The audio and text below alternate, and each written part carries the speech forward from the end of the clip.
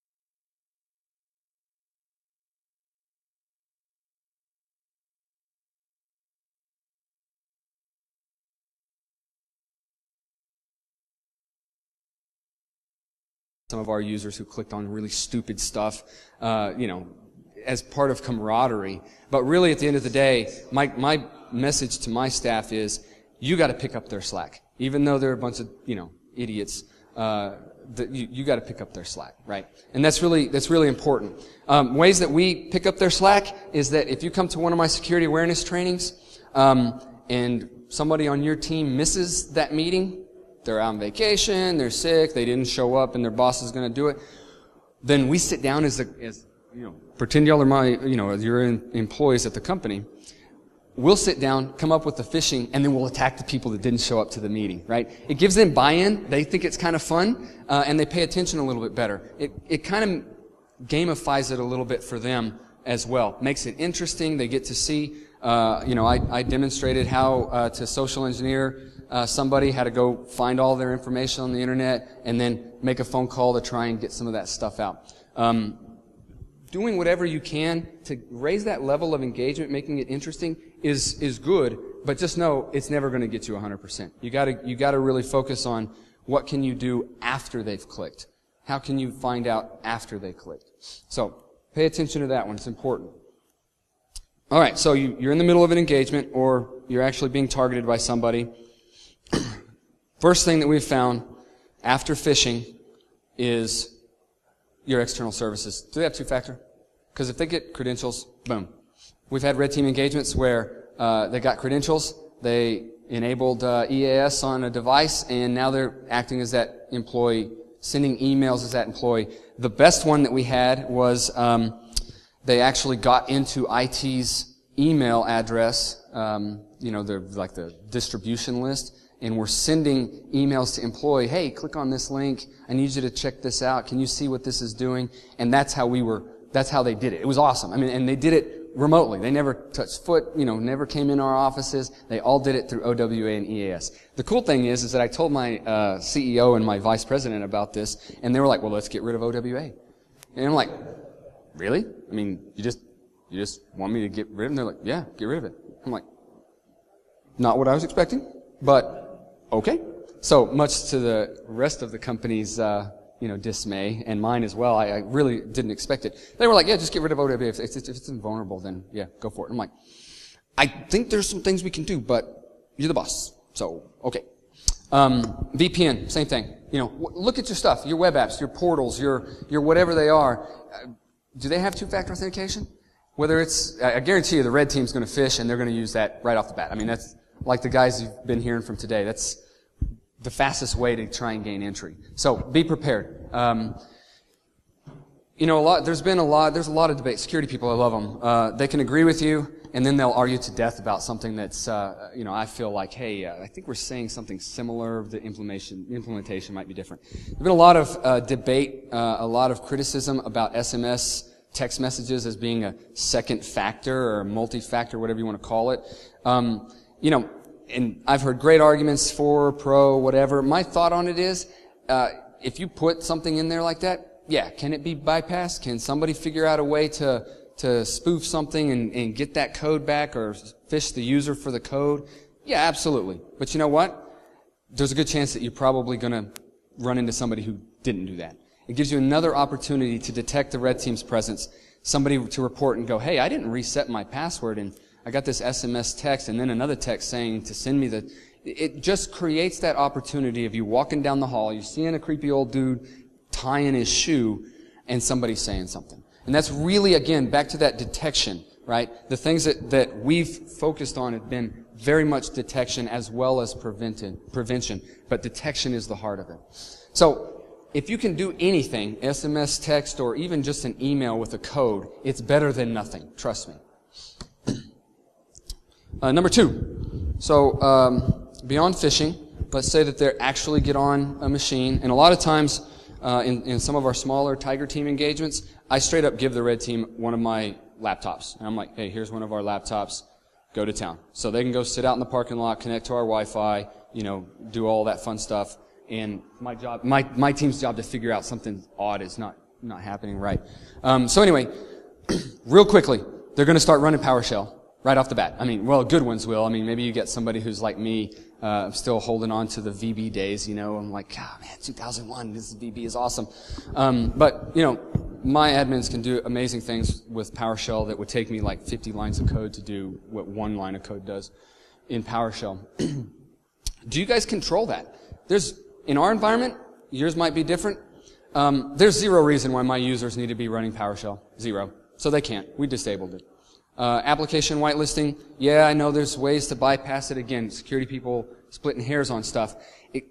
Having it there is better than not having it there, and it gives you that opportunity to detect something. I don't know how many times we brought in a new red team company, and we said, oh yeah, just see what you can do, and they phish a user, boom, we get an alert because they tried to, malware tried to execute on that machine, and our application whitelisting caught it, right? It blocked it. That is important in our environment. I'm telling you, I don't know how many times we've caught malicious stuff just with PowerShell and application whitelisting. There's really no reason why your users need to be. And you know what? Sometimes I don't think my devs should be running PowerShell either, but, we figured out a way to let them do that. So, any questions about that right there? There are ways. Yes, ma'am. Sorry, it's slightly tangential, but are you going to be talking about Unix systems as well? No, I'm sorry, I will not be. This is mostly Windows-based. I apologize for not including all that stuff. Sorry. The reason why a lot of this is tailored to Windows environment and not Linux, Unix is typically because where we find the most activity, the most opportunity for us to detect is at the desktop where the end users are, and most of them aren't using Linux, or actually none of ours are, but I apologize for that. I will say, though, that there are opportunities for you to implement some of this stuff even in a mixed environment like that. So, for what it's worth.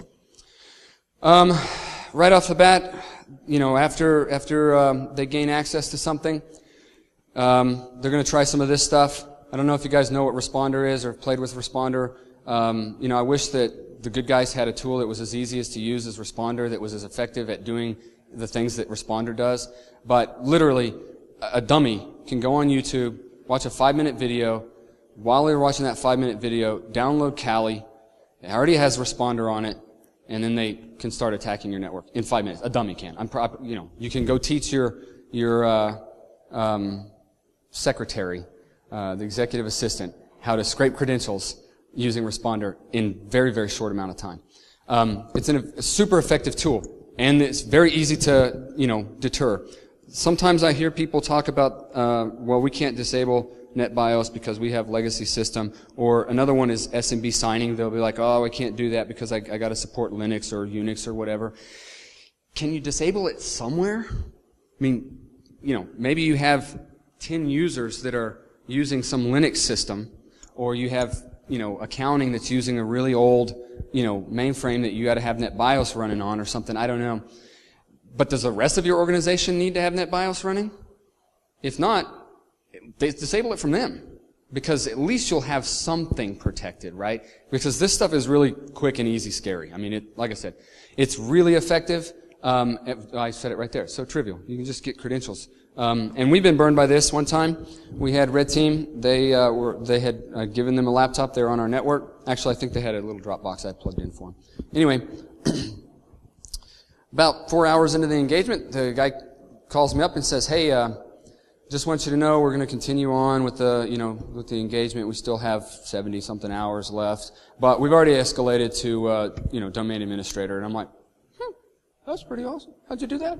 And they're like, well, you have an admin that's running, he's logged in as a domain, admin on this server, and, WPAD, and I got the credentials. And I'm like, interesting. Okay.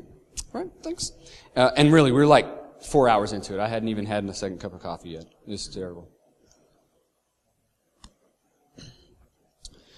This is another really big one for us. I love it. This is my favorite one when we have a new pen test company come in, because they try and move laterally, and I catch them right off the bat, right? A lot of people disable Windows Firewall inside the network, right? Because it's a pain, and you're inside the network, it's trusted.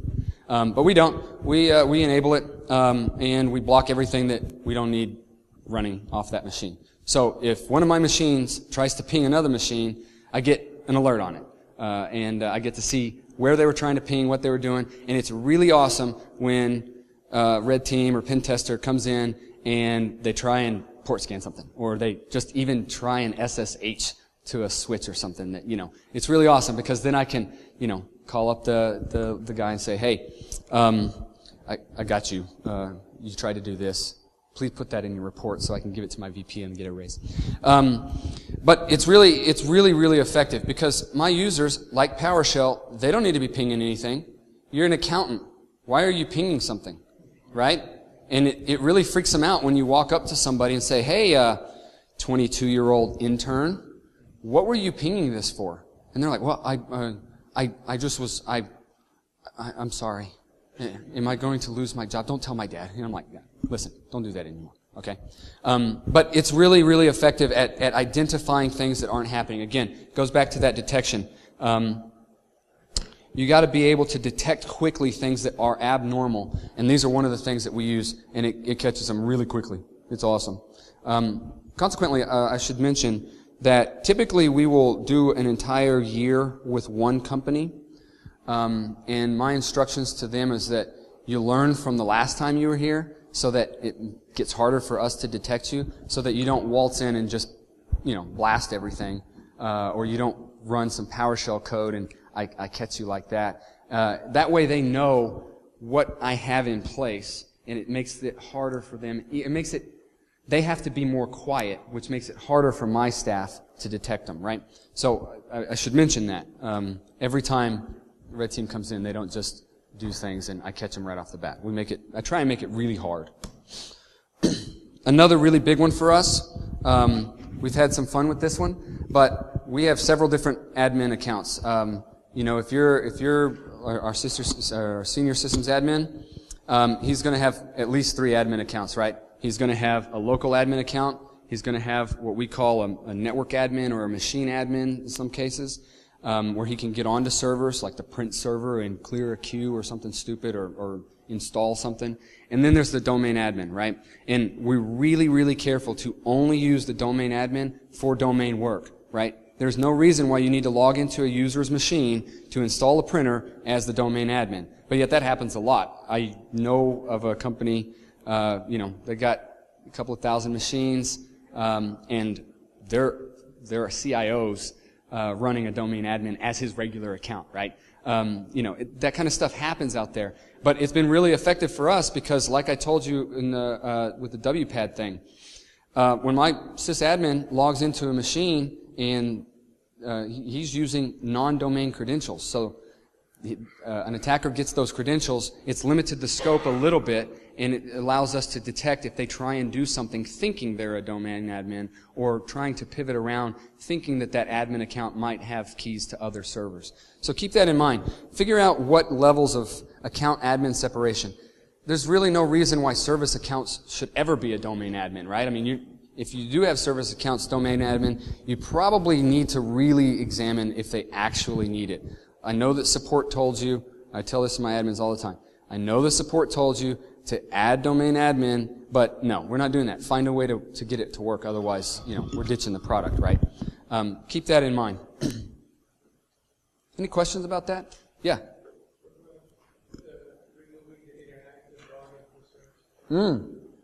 Yeah, interactive service login. I kind of put that in there in the last slide, but in our environment, if you create a service account, in Active Directory you have the little log on to button you can click, and it gives you a list of servers that account can only log into. If you create a service account in my environment, you have to fill that out. You can't have a service account that can log into multiple servers that it doesn't need. Whether that's interactive login and all that stuff, we limit that down as well. So yeah, if your service account, or most service account, all service accounts don't need interactive login, disable that for them. And make it even worse. Take that service account and if it's only for the print server, then put in that login tab, the print server, and that's it, right? I mean, you have to put the domain admin, or the domain controllers in there too so it can authenticate. But, trim that list down so that if they do get that credential, all they can do is attack your print server. They can't attack other file servers or where maybe your confidential information is stored. It's a good point. Thank you. On that, I'll tell you that one time we had the red team, and at this point in time, we were getting fairly good at detecting stuff, and we'd locked down a lot. And so we get in about 10 hours into the engagement, and the only thing that they had been able to do, and we had already been tipped off to their activity, so we're tailing them pretty hard. And we see that they're messing with one of our printers, like a big, huge Xerox multifunction something color cube big printer, right? And we're like, I don't know what they're doing to that thing. I mean, and there's not a lot we can do anyway because Xerox and we can't really patch it as fast as we want to. And then all of a sudden they stop messing with it, and so we're kind of like, I don't know what's going on. Then we start seeing them logging, trying to enumerate all the they didn't try, they did enumerate all of the user accounts from our Active Directory. And we're like, that's really strange. I don't know what that was about. And the next thing you know, I get a call from one of my administrators who said, "Hey, there's an account that just got created on our network." And I was like, "What? How did they do that?" So, turns out we had just done a domain upgrade from, I think, 2012, maybe 2016 or something like that. I don't remember. I guess it was 2008 to 2012 is when we did the upgrade. And in the process, somehow, I don't know if it was by default or somebody just screwed up on my end. I never figured that out. Join a computer to the network. You know how you can do that by default? Like each account can join a computer to the network, to the domain, like 10 times. Well, they had gotten onto the printer. They logged in and gotten the address book lookup account, service account. Used that to enumerate all of the accounts on our Active Directory, which was pretty awesome. I was like, man, that's cool. I would never even thought to attack a printer to get that. Once they had an account, all the list of accounts, they went through all the accounts and they found one that was like test user accounting 1, right? And then they sprayed the password. Turns out it was password 1, right? And because we had just done that upgrade, they used that account to then join a VM that they were running to our domain and had administrative privileges on that machine, that VM that they created. So it was pretty awesome. I mean, honestly, it was a really cool little pathway that they got, to create a machine on my network. And of course, because they had a list, they knew how to do the convention so that it looked legitimately and not like desktop VM 7895. But anyway, it's a good example of where limiting those accounts to only log in on what they need to be able to log in would have been able to help us out a little bit. To go back a little bit, that test user account, one of our devs, I love dev people, but one of our devs had created it to do some testing with on our intranet. And so using that account, they also were able to, go into the accounting, because it was an accounting, and take out some personal information as well. So good red team win there. It was pretty awesome too, because we were starting to get a little cocky at that point. We're feeling pretty confident. Physical security. If you have a physical component to your red team, which, like I said, we do not always, they tend to ramp the cost up quite a bit, and generally are a lot more difficult to, correct. But one of them is the port security. Being able to detect whether it's a red team or the secretary's son computer plugging into our network is pretty important. Because the secretary's son is a 12-year-old and he's doing terrible things on his computer in his room while his mom's not there. And it comes onto our network because she needs to try and fix it, and the internet's not working at their house, so she plugs it into our network, and boom, can I detect that quickly? Because I don't want that machine on there. And the red team, if you have a physical component, they will do the same thing. Whether it's a wireless AP like we've seen, whether it's a Dropbox that's going to phone home, or whether it's an actual laptop that they're just sitting there interacting with. You need to be able to do that. Vendors, we've caught vendors. I've walked into conference rooms before, and I've said, hey, sir, do you mind unplugging your machine from my network? Not only does it make your staff realize that, oh, okay, they're serious about this. It also reminds the vendor that you can't do that. It embarrasses them quite a bit. So far, I haven't been pushed back on that, but it's important. Those are things that you really, got to be able to identify that stuff quickly. Okay, so here's some of the notables.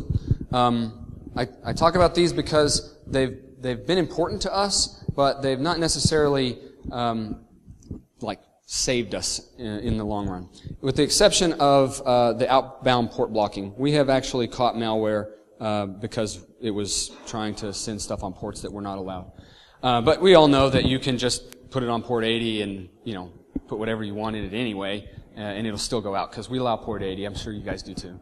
And in reality, it's a SSH session, and you're like, oh, well, damn, that was not fun. Microsoft ATA. I really hope Microsoft, and by the way, I'm not pushing Microsoft stuff, but this product, it's kind of interesting, and I throw it out there just as something to just be aware of, because I really hope Microsoft invests a lot in it and makes it more robust and better. But it's really cool, because if you run, what is it, enum4? I don't know how you pronounce that, because I'm not really cool. But if you go and you try and enumerate a list of accounts off the Active Directory, Microsoft ATA will alert you to that. The other really cool thing is so we schedule restarts after patches in bulk, right? So these servers are going to restart because they just got patches. It's really neat because that only happens every once in a while. I mean, it's not like a daily occurrence. And Microsoft ATA will, it'll alert us to say, hey, this admin account just told all these servers to reboot, or just logged into all these servers. So it's pretty interesting. Like I said, I'm not pushing it. It's not something that's really saved us a lot, but it's been kind of neat to watch. Certificate-based authentication, Wi-Fi authentication, been important to us. The Red Team has tried very hard to get onto our website, our guest Wi-Fi and our corporate Wi-Fi, and having that certificate-based authentication, something other than the passphrase, has been useful. Before we had that, Red Team was able to figure out a way to get onto that network. And generally it was done by social engineering or by, getting it off of the user's machine, piggybacking off that machine somehow. I don't remember exactly. But once we got that certificate based on there, it really helped us out not having that password anymore. I talked about port blocking, and then the service account control we've already kind of hit on.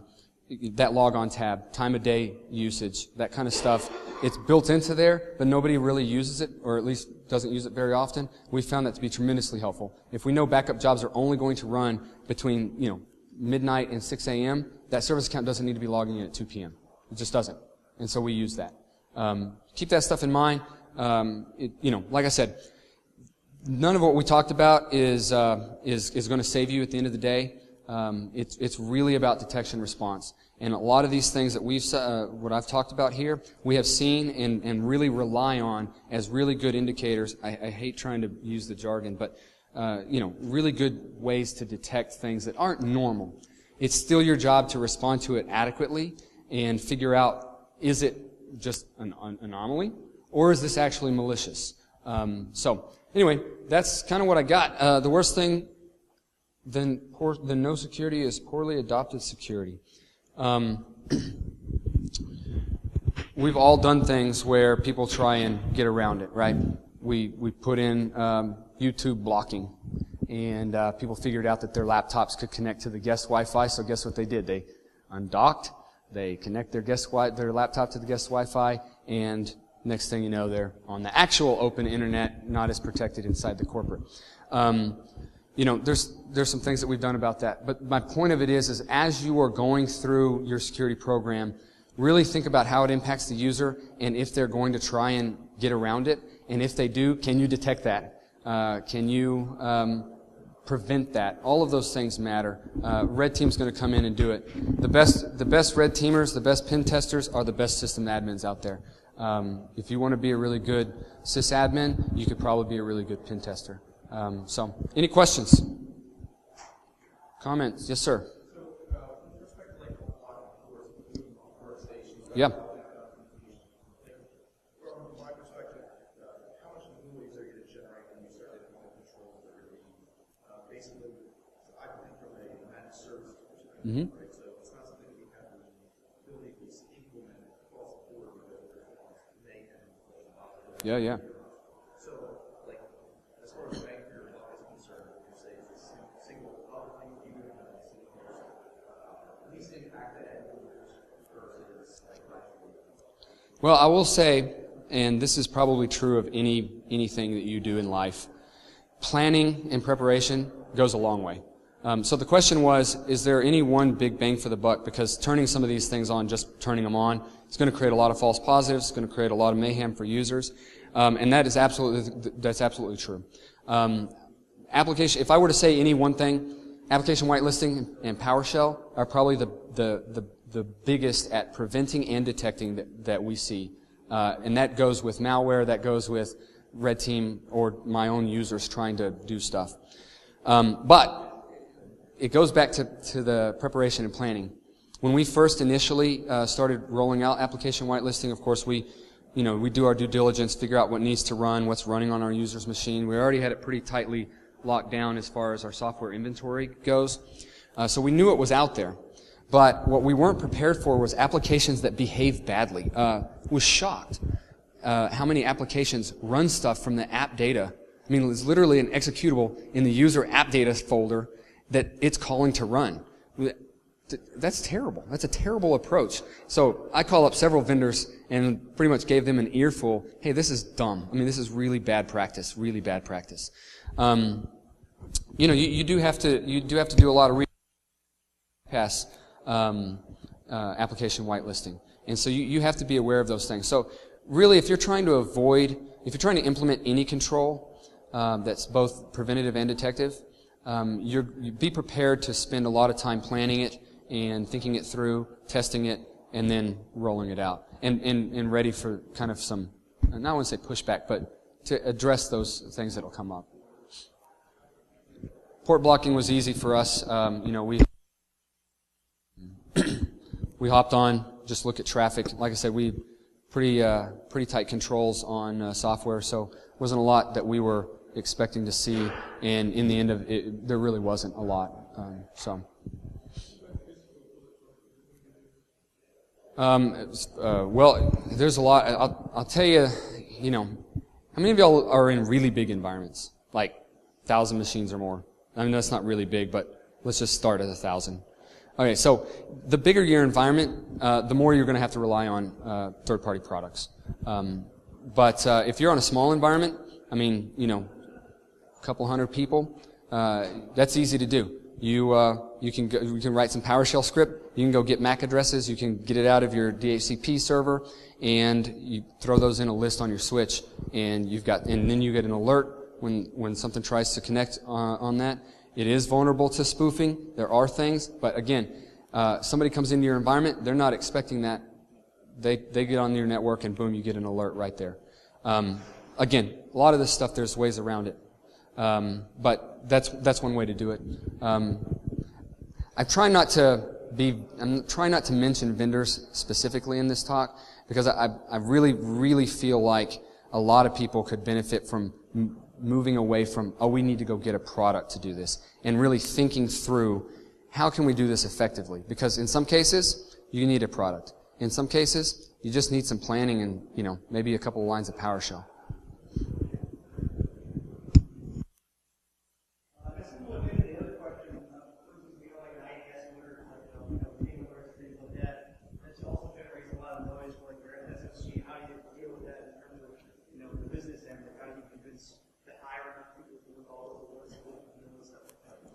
Yeah, so everybody gets to that point where you're like, oh, geez, these alerts are killing me. Outbound port blocking is probably a great example of that, because there's always some application that you really can't turn off whatever it's trying to phone home to or do. And so what I would say in that respect is that, one of the things that we've learned is things that we thought were important to us through all these red teamings and all this practicing ended up not being important to us at all. Getting alerted on outbound port blocking for the ephemeral range matters zero to us, right?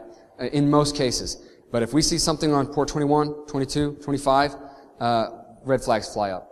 The other thing is narrowing it down to a specific scope. For instance, some of my servers try and phone home on that stuff. We don't care about that as much as the endpoints, because we know the endpoints are more vulnerable since we don't control the person using it.